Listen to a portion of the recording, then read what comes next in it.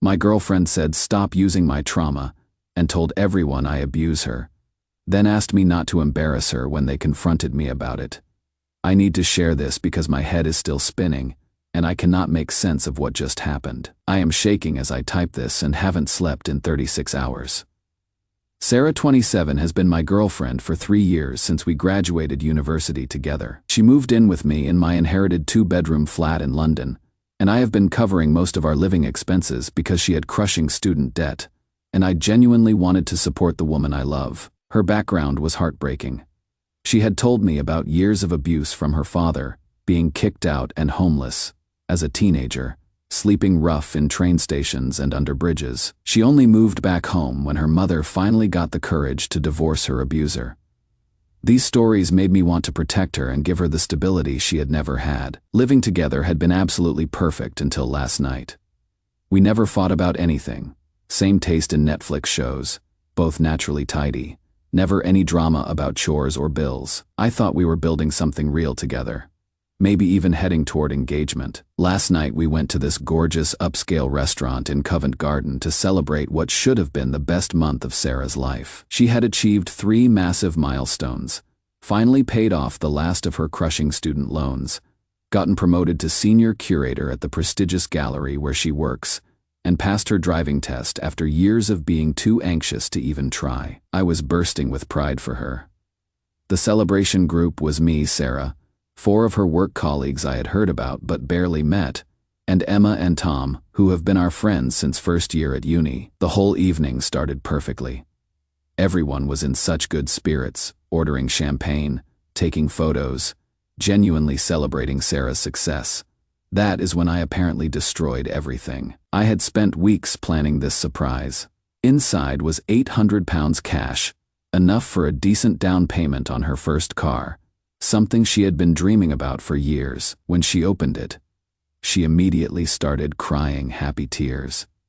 We had this long, passionate kiss while everyone was cheering and taking photos. It felt like such a perfect moment, celebrating how far she would come. But then I kept talking. I pulled back and told her how incredibly proud I was of her for building this amazing life, despite everything she had been through. I said something about how she had proven her father completely wrong about her never amounting to anything, and how inspiring it was to watch her go from counting every penny at university to absolutely thriving in her dream career. Sarah's face changed completely. The warmth disappeared, and she looked genuinely angry in a way I had never seen before. Her voice went cold and sharp when she said, "Please don't do that. You know, I hate when you do that." I was completely stunned. In 3 years together, she had never once told me she hated anything I did, let alone something I thought was supportive. I immediately apologized and said I had no idea those words upset her, that I never meant to make her uncomfortable. She just rolled her eyes dramatically and said whatever in this dismissive tone that felt like a slap. When I looked around the table, all of her work colleagues were staring at me with pure disgust. One woman was literally shaking her head at me like I had done something unforgivable. Another looked furious, her mouth hanging open in shock. The man sitting across from me actually shifted his chair away from me. I felt like I had committed some horrible crime, but I still couldn't understand what I had done wrong. The energy at the entire table had shifted from celebration to hostility in seconds, and it was all directed at me. Sarah completely ignored me for the remaining 2 hours of dinner. When I tried to quietly ask if we could talk, she turned her body away from me and started an animated conversation with someone else. When I attempted to join group conversations, people would respond with one-word answers, or just pretend they hadn't heard me. When we finally split up to go home, her work friends wouldn't even make eye contact with me.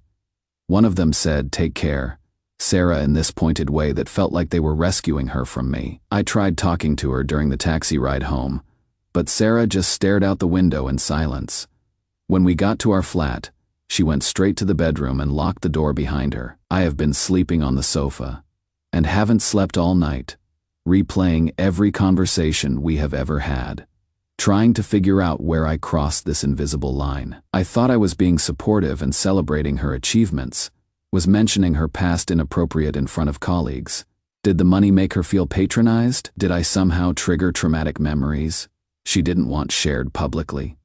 Here is what is making this even more confusing.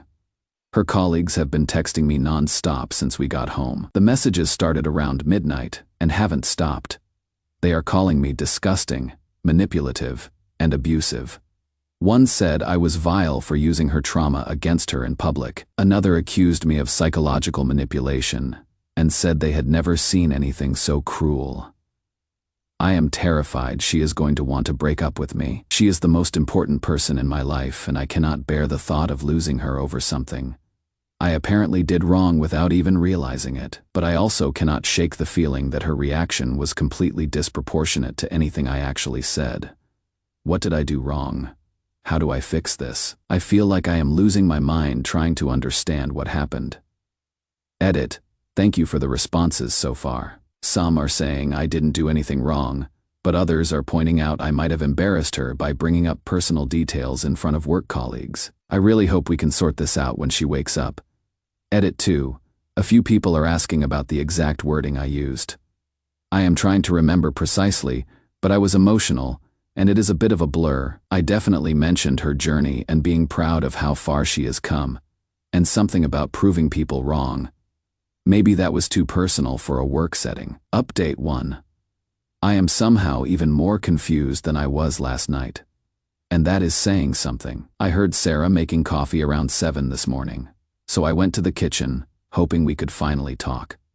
She was completely normal. Not just pretending to be normal, genuinely chatty and relaxed, telling me about some drama with her assistant curator, and asking if I wanted to watch this new Netflix series tonight. I just stood there not knowing how to respond.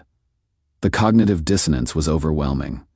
I apologized again for last night, telling her I had been up all night feeling terrible about upsetting her. She looked at me like I had grown a second head and asked, "Why are you sorry?" Sorry for what? When I reminded her about the dinner and how angry she had gotten with me, she actually laughed. Not a mean laugh, but genuinely confused amusement. "Oh, that. Don't worry about it. It is absolutely fine. You are completely overthinking this whole thing." She shrugged and said, "Nope, we are completely good. My colleagues probably just misread the situation somehow. I will clear everything up with them today, but I am not good. I am exhausted and confused and feel like I am questioning my own sanity."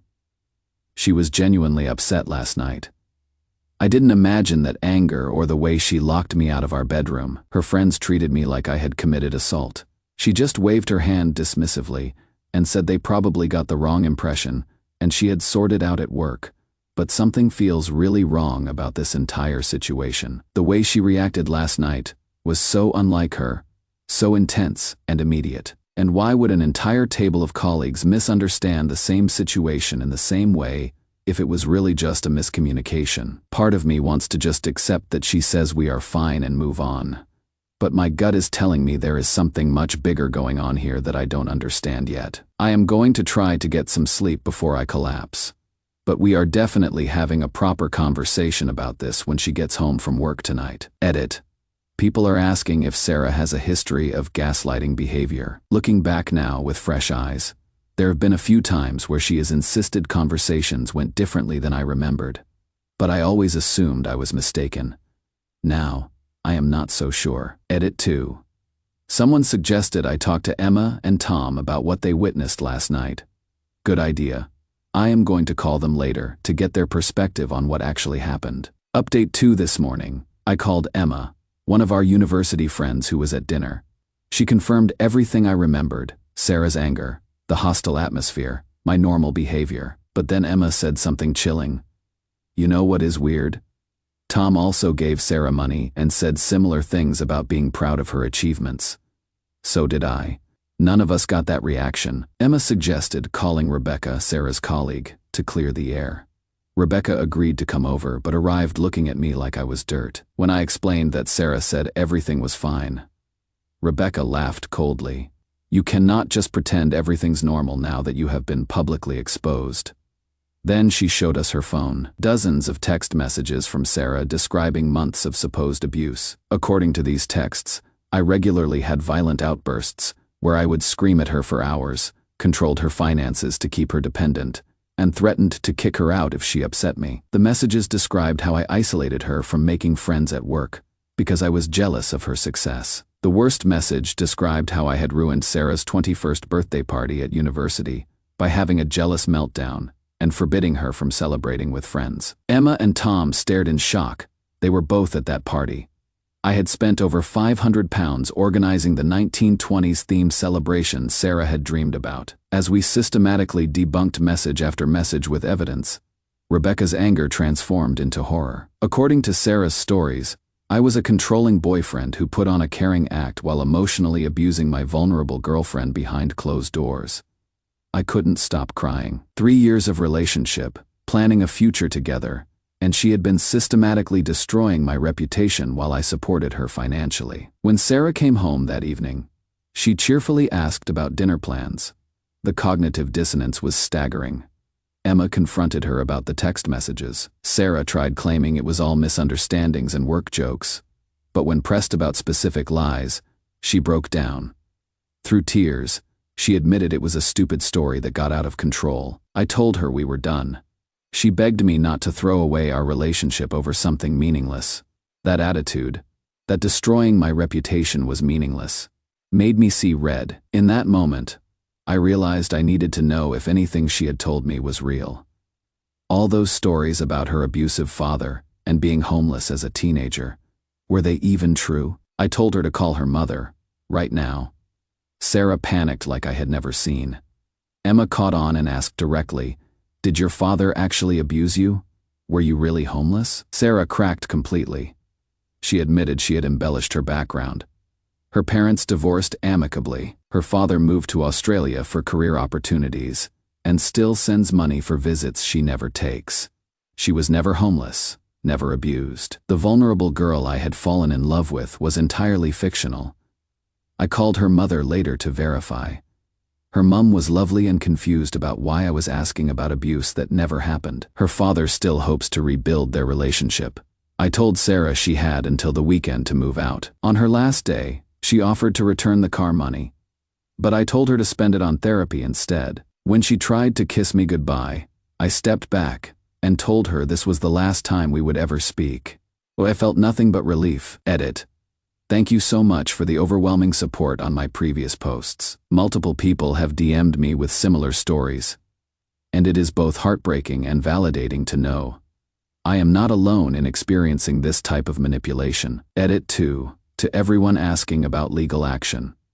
I have spoken to a solicitor, but since she has left voluntarily, there is not much to pursue. The defamation would be hard to prove damages for. I am focusing on healing instead. Edit 3. I look into triangulation as a manipulation tactic. And wow, the resources you have all shared have been incredibly helpful. Final update: it has been 3 weeks since Sarah moved out, and I am finally ready to close this chapter of my life. What I have learned since then has been both devastating and enlightening. The day after Sarah left, I got an unexpected message from James, someone who works in art restoration at Sarah's gallery. He had seen my story shared in a group chat and wanted to meet. I was hesitant, but Emma convinced me to hear him out. James has his own history with an abusive stepmother and uses therapeutic art to process his trauma. Sarah had apparently latched onto him months ago, sharing increasingly detailed stories about my supposed abuse to bond with him over their shared experiences. But James had been suspicious. Sarah's descriptions of trauma responses didn't match his lived experience, and details kept changing between conversations. He had started quietly asking other colleagues about me after Sarah mentioned my name one too many times. What James told me made my blood run cold. Sarah hadn't just been lying about me. She had been positioning herself as someone who might need rescuing from her dangerous relationship. She would specifically targeted James because she knew he would be motivated to help someone escaping abuse. James showed me messages where Sarah hinted that she was afraid to leave because I controlled her finances and might become violent. She had even asked him about hypothetically having somewhere safe to stay if things escalated. The manipulation was so calculated it took my breath away. She wasn't just creating a victim persona for sympathy. She was potentially setting up an affair built on fake trauma bonding while living with me. James apologized profusely, but I told him he had nothing to apologize for. He was trying to help someone he believed was being abused. That is exactly what any decent person would do. He also revealed that when the truth came out at work, Several other colleagues realized they had been manipulated too. Sarah had told different people different versions of her stories, tailoring her trauma to what would resonate most with each person. One colleague who had lost a parent to suicide had been told elaborate stories about my supposed threats of self-harm to control Sarah. Another who had escaped financial abuse heard detailed accounts of how I trapped Sarah through financial manipulation. Sarah had studied each person, identified their specific vulnerabilities and triggers, then crafted lies designed to create maximum emotional investment in her well-being. But the revelations didn't stop there. Emma had been doing her own investigation, going through old university social media posts and finding inconsistencies, photos of her at family gatherings during times she had claimed to be estranged from her parents, check-ins at her childhood home during periods she had told us she was couch surfing. The most heartbreaking discovery came when Tom ran into Marcus, another university friend who had drifted from our group around second year. We had always wondered why Marcus suddenly became distant, but assumed it was natural friend group evolution. Marcus told Tom that Sarah had systematically poisoned him against all of us with lies. She had told him I was possessive and controlling toward her, that I had said negative things about his scholarship status. She had claimed Emma was spreading rumors about his girlfriend being unfaithful. Tom was supposedly making classist comments about Marcus's working-class background. Each story was crafted to make him feel betrayed and isolated from our group. Marcus had been carrying resentment toward us for 5 years based on complete fabrications. When Tom explained what we had discovered about Sarah, Marcus was devastated. He had lost years of friendship, missing important moments, celebrations, and support during difficult times, because he had trusted the wrong person. We met up last week to start rebuilding those connections. Marcus told us more about Sarah's manipulation tactics. She had positioned herself as his only real friend in our group, the one person who truly understood his background and challenges. She had encouraged his resentment while presenting herself as his loyal defender against our supposed prejudices. It is a pattern I now recognize. Sarah doesn't just lie for material gain.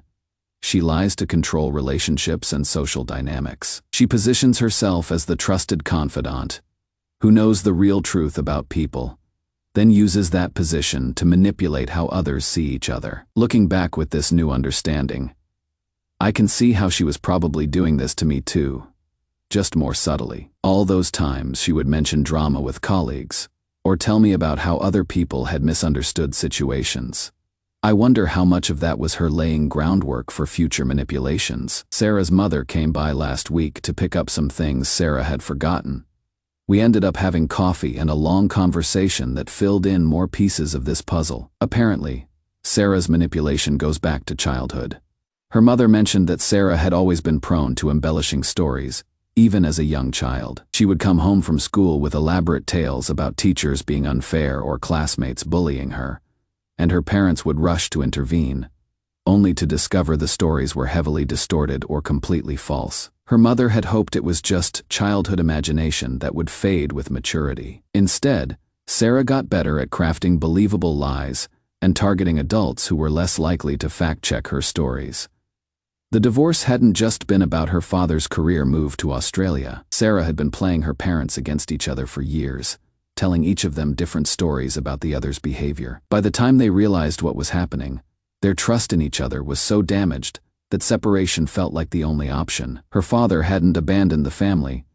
He would actually fought for custody and visitation rights, but Sarah had convinced social workers and family court officials that she felt unsafe living with him, backing up her claims with detailed stories about his supposed volatility and controlling behavior. Her mother had believed these stories and supported Sarah staying in the UK. Only now, years later, was she beginning to understand that she had been manipulated into keeping a loving father away from his daughter. Sarah's father has been trying to rebuild their relationship for years, sending money, letters, and invitations to visit Australia. Sarah had been telling me he was trying to manipulate his way back into her life after years of abuse. In reality, he was a heartbroken father trying to reconnect with a daughter who preferred maintaining her victim narrative to admitting she had destroyed her family with lies. The conversation with her mother was both enlightening and heartbreaking. She has been carrying guilt for years, wondering if she would somehow failed as a parent. I told her this wasn't her fault. Some people develop these patterns early and become incredibly skilled at exploiting others' empathy. James texted me yesterday with the final piece of workplace fallout. Sarah had been terminated from her gallery position after the investigation found she had been creating a hostile work environment through manipulation and false allegations. Several colleagues reported that working with her had become a source of anxiety, as they never knew which version of events to believe, or whether they would be her next target. The irony is that Sarah's promotion, one of the achievements we had been celebrating that night, was probably motivated by her colleagues' sympathy for her supposed abuse situation. Her supervisor had likely been giving her opportunities and support, based on the lies she had told about needing stability to escape her dangerous relationship. I have been seeing my therapist weekly since this all came out. She has helped me understand that what I experienced was a form of psychological abuse called covert manipulation. The fact that Sarah lived in our shared home while systematically destroying my reputation with lies, specifically designed to make people hate me, that is not just lying. It is calculated emotional warfare. The hardest part of healing has been accepting that the relationship I mourned never actually existed. Sarah didn't just lie about events. She crafted an entire personality designed to extract maximum emotional and financial investment from me. Every vulnerable moment I shared, every time I comforted her through fake crises, every sacrifice I made for our relationship, it was all feeding into her manipulation system. But I am also learning to trust my instincts again. Deep down, I always knew something felt off about Sarah's stories, the details that never quite lined up. The way she could switch from traumatized victim to cheerful manipulator depending on her audience. The convenient timing of her crises. I ignored those red flags because I was in love, but my subconscious was picking up on the inconsistencies all along. My therapist has introduced me to resources about narcissistic abuse and covert manipulation that have been incredibly validating. Learning that my experience fits recognized patterns of psychological abuse has been crucial for my healing process. Real trauma survivors don't typically weaponize their experiences to manipulate others. They don't craft elaborate lies to destroy the reputations of people who have helped them, and they don't need to isolate you from other relationships to maintain their hold on your emotions. I am grateful this came out when it did, before Sarah could do even more damage to my relationships and reputation. I am rebuilding my friendship with Marcus and strengthening my connections with Emma and Tom. My flat feels peaceful now, instead of walking on eggshells around someone's manufactured emotional crises. Sometimes the worst betrayals come from people who have convinced you they need your protection. But surviving that kind of manipulation makes you stronger and more discerning about who deserves your trust and energy. The truth always surfaces eventually. I am just grateful I was still around to see it when it did. Edit. I never expected this story to resonate with so many people. Thank you to everyone who shared their own experiences with manipulative relationships. Reading your comments has been both healing and educational. To those asking for updates on my mental health, I am doing much better.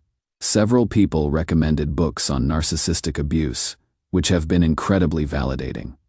Special thanks to the mental health professionals who commented with resources and validation. Knowing that my experience fits recognized patterns of psychological abuse has been crucial for my healing process. This community has been incredible. Sometimes, strangers on the internet can see what people closest to you cannot.